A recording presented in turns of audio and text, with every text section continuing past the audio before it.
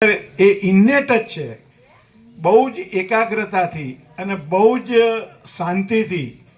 અને આપણે બધા જો આપણા હુંને બાજુ ઉપર મૂકી અને જો આ પ્રકાશને સાંભળીએ ને તો આ એકદમ એટલો બધો સહેલો પ્રકાશ છે, એકદમ સરળ પ્રકાશ છે કે જે પ્રકાશનો લાભ આપણને બધાને મળ્યો છે. દુનિયા આખીની અંદર અત્યાર સુધીની અંદર વેદો પણ લખાયા, શાસ્ત્રો પણ લખાયા, બધું થયું, પણ એની અંદર બે હુંની જરૂર પડી. પહેલો હું એટલે પરમાત્મા અને બીજો હું એટલે ભાસ. અને બધું જ ભાસ સાપેક્ષ બોલાયું. એની અંદર થયું એવું કે વાત થઈ પહેલા હુંની પરમાત્માની, પણ મજબૂત થતો ગયો બીજો હું. એટલે સોલ્યુશન ના મળ્યું કે આટલી બધી ઉપાસનાઓ, આટલું બધું કર્મો, આટલું બધું કથાઓ, આટલું બધું આ તોય માણસનું દુઃખ કેમ દૂર ના થયું એમ.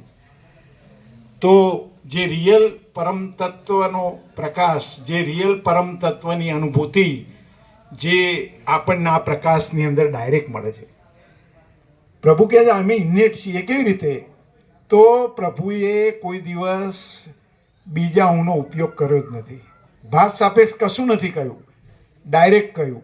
જે કહ્યું એ કે ભાઈ પરમાત્મા પોતે જ પ્રકાશી રહ્યો છે, એની અંદર અમે પોતે નથી અને તમે નથી ને કોઈ નથી ને કંઈ નથી. તો એ એકદમ એ રિયાલિટી છે, એ વાસ્તવિકતા છે. અને એ રિયાલિટીને કોઈ પણ માણસ દુનિયાનો ગમે તેવો સિદ્ધ આવે, ગમે તેવો મોટો ગમે તે આવે તો પણ એને કોઈ ચેલેન્જ કરી શકે એમ નથી.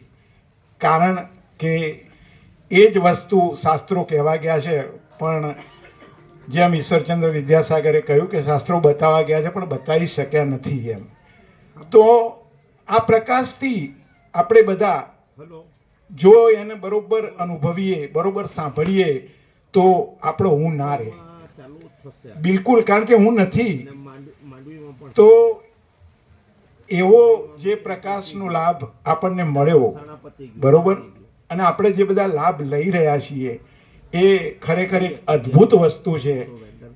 અને એ ભગવાન બુદ્ધે જે કહ્યું હતું એ જ વસ્તુ કે દુઃખ છે, દુઃખનું કારણ છે, દુઃખનો ઉપાય છે અને ઉપાય સંભવ છે.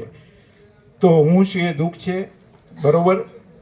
આ જે મહાચિદાકાશ પ્રકાશ છે એની ખબર ના હોય એટલે પ્રભુ ઘણીવાર આપણને કહે છે કે जिसको नहीं मिला उसकी बात अलग है, जिसको मिला है वो क्यों नहीं रहते हैं, वो क्यों नहीं रहते. અને એના સિવાય આપણી જોડે બીજો કોઈ ઉપાય નથી. હળવા રહેવું હોય, સુખી રહેવું હોય, શાંતિથી રહેવું હોય. એટલે પ્રભુ ઘણીવાર આપણને કહે ને કે હકે ખાતો નથી, હકે ઊંઘતો નથી, હકે બેસતો નથી, બરોબર. તો એમાં પ્રકાશની કમી છે. એટલે એ પ્રકાશ અહીંથી વારંવાર અદ્ભુત રીતે, અઢળક રીતે કરવામાં આવે છે. અને આ પ્રકાશ એવો છે કે આની અંદર આપણે કોઈ ફિકર કરવાની જરૂર નથી, આપણે કોઈ ચિંતા કરવાની જરૂર નથી. કારણ કે આપણે ક્યાંય નહીં ગૂંચવાઈએ. કારણ કે એ પ્રકાશ એક ધાર્યો જે થઈ રહ્યો છે 48 વર્ષથી, એ પ્રકાશ એવી રીતે થઈ રહ્યો છે કે કોઈ જગ્યાએ આપણો હું રહી જ ના શકે, આપણે કંઈ બની જ ના શકીએ. આપણે કંઈ બન્યા એટલે પ્રભુ કહે ને કંઈક બન્યા હોય તો જલ્દી માયામાં મટી જજો અને કંઈક શીખ્યા હોય તો જલ્દી ભૂલી જજો. કંઈ શીખીએ ના શકીએ. અહીં એક દાખલા તરીકે અત્યારે નહીં, વર્ષોથી જે પ્રકાશ થઈ રહ્યો છે ને, પણ એમાં કોઈ શબ્દ બચી જ ના શકે, કોઈ વિચારે ના બચી શકે, કોઈ વાણી બચી શકે તો એક જ વસ્તુ મહાચિદાકાશ, સ્વયં પ્રકાશ, સંપૂર્ણ પ્રકાશ, પરમ ચિદાકાશ, પરમ જ્યોતિ, અખંડ જ્યોતિ જ રહે એમ. અને આ પ્રકાશ માટે કહ્યું છે ને કે એક વાક્ય બોલે અંદરથી છૂટવું જોઈએ ને અંદરથી પ્રગટવું જોઈએ. એવું જો કોઈને બેઠે બેઠે અંદર થઈ ગયું ને, અંદરથી છૂટી ગયું ને અંદરથી પ્રગટી ગયું થઈ જાય અને મતે જ થઈ જાય. આ પ્રકાશ કહે છે ને કે આ બેનો ઉપાય શું? તો કે પ્રકાશને વારંવાર સાંભળવો એમ, વારંવાર સાંભળવો એમ. સાંભળવાથી શ્રવણ, સરળ શ્રવણ જેને કહે. તો ખરેખર કહેવાય ને કે જેને એમ થયું ને કે હું હવે આ પ્રકાશ સાંભળીને ધરાઈ ગયો, તો સમજવાનું કે એણે પ્રકાશને ઓળખ્યો જ નથી, પ્રકાશને જાણ્યો જ નથી. અને એવું અમને પોતાનો વ્યક્તિગત એવો અનુભવ થાય છે કે આમ આવે ને એટલે એમ થાય કે સાંભળીએ એટલે એમ થાય કે કાલ કંઈક નવું હશે, કાલ કંઈક, અને ખરેખર નવું જ હોય છે, ખરેખર નવું હોય છે જો એને સાંભળીએ ને તો. કારણ કે સૂર્યનારાયણ કદી વાસી થાય એવી રીતે આ પ્રકાશ કોઈ દિવસ વાસી ના હોય.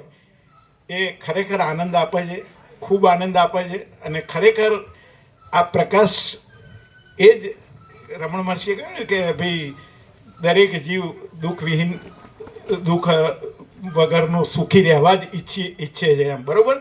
તો આ જ આપણું સુખ છે, આ જ આપણી શાંતિ છે, આ જ આપણો આનંદ છે. એટલે ખરેખર એ જે પ્રભુ જે ઇન્નેટ મહાચિદાકાશ પ્રકાશ છે, એટલે પ્રભુ વારંવાર આપણને કહે છે કે તમે અમને દેહથી ના જોતા, તમને નહીં ખબર પડે કશી. એટલે અને એ કેવી રીતે દેહ નથી તો નિરપેક્ષ સતને એકદમ ધ્યાનથી શાંતિથી વાંચીએ ને, એ નિરપેક્ષ સત, અને એ પછી જે બી પ્રકાશ કન્ટિન્યુઅસ ચાલી રહ્યો છે, કન્ટિન્યુઅસ, અને ગમે ત્યારે, અડધી રાતે, ગમે ત્યારે, બરોબર. એ સાંભળીએ ને એટલે નક્કી થઈ જાય કે આ કેવળ પ્રકાશ જ છે, આ પ્રકાશ સિવાય કંઈ નથી. એટલે અને આપણે પ્રભુને એવા જોઈએ પ્રકાશ, તો પછી આપણને દેહ ના જોઈએ એમ, બરોબર. તો આનાથી જ ખરેખર આ પ્રકાશથી આવું બધું, આ જે પ્રકાશથી પ્રકાશ પ્રકાશી રહ્યો છે, આ જ પ્રકાશ આનંદ છે, આ જ પ્રકાશ શાંતિ છે, આ જ પ્રકાશ તમામ દુઃખોનું સોલ્યુશન છે. અને મનુષ્ય, આપણા ઋષિઓએ તો શાસ્ત્રોમાં કહ્યું છે કે ભાઈ મનુષ્ય જન્મનું સાચું લક્ષ્ય પોતાના સ્વરૂપને ઓળખવું, પોતાને જાણવું એમ, બરોબર.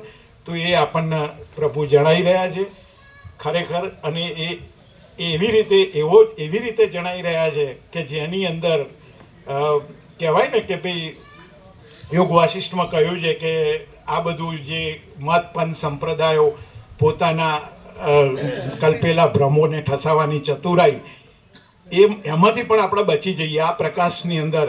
એટલે કહે છે ને કે વશિષ્ઠ વાક્ય જો સંપૂર્ણ શ્રદ્ધા હશે, બરોબર, શ્રદ્ધા રાખવી કે હોવી જોઈએ, નહીં તો રાખમાં હવન કર્યા જેવું થાય એમ.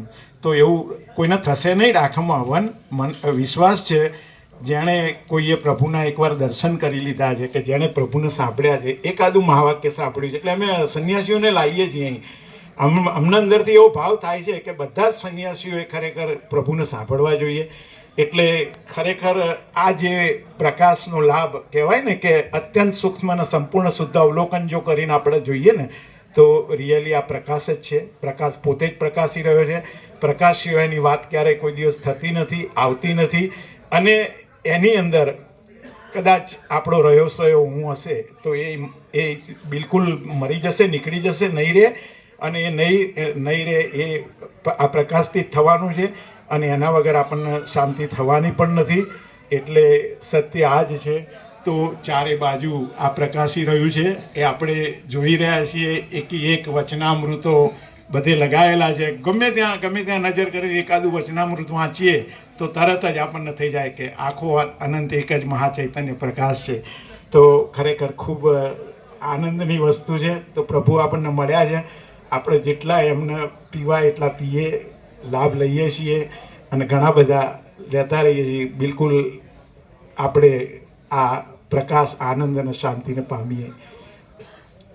જય પ્રભુ. જય પ્રભુ.